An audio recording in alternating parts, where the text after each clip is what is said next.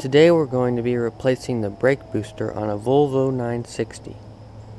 A common sign that your brake booster is bad is that you hear an air leak whenever you press the brake pedal.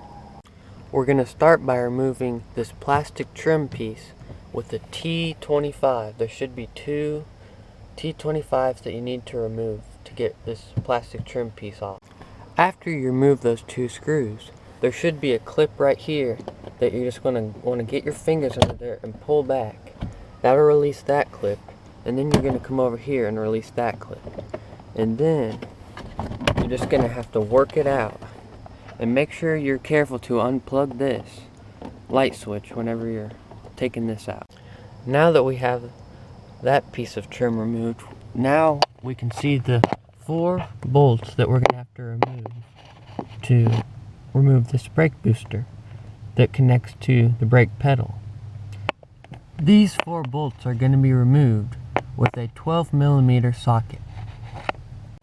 The bottom bolts should come out pretty regularly with a normal socket, but for the top 2 I had to get kind of creative, and I found this thing that kind of bends, and it helps me get up to the bolts a little bit easier, so that might help you out if you have one of those, or maybe you could figure something out that would work to get to them. Next, there's going to be a little clip that keeps the brake pedal attached to it that we're going to need to remove. It's going to be right here. Sorry about the camera angle out, I hope you can see that. We're just going to remove that to release the brake pedal from it. After that's removed, the brake pedal should be free and not connected anymore.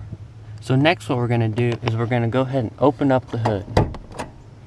Next we're going to remove the 2 bolts that connect it to the master cylinder, which are right there and there.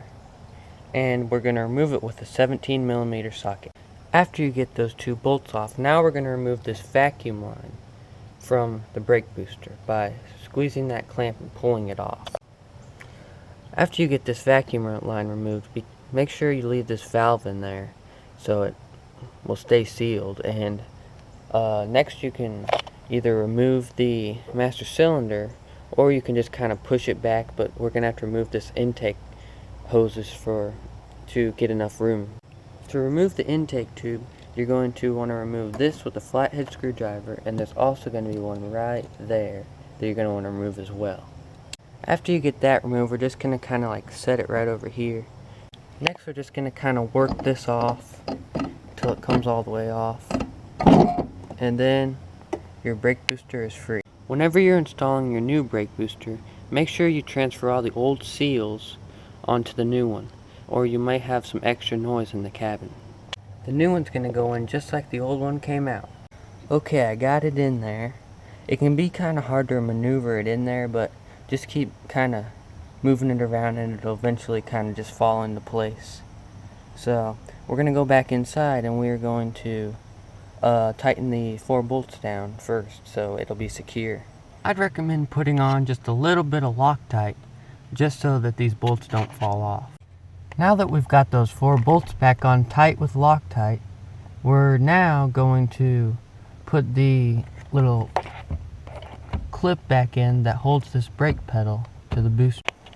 Next we're just going to tighten down these 2 bolts again so it'll be nice and tight, and then we are just going to put these intake hoses back on and we should be pretty good to go.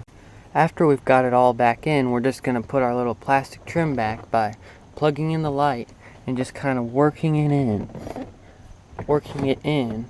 Sorry, it's kind of hard to do with 2 hands. But we're just going to put it in place. And put our 2 screws back in. And that should be about it. Thank you for watching. I hope you benefit from the information. Thank you.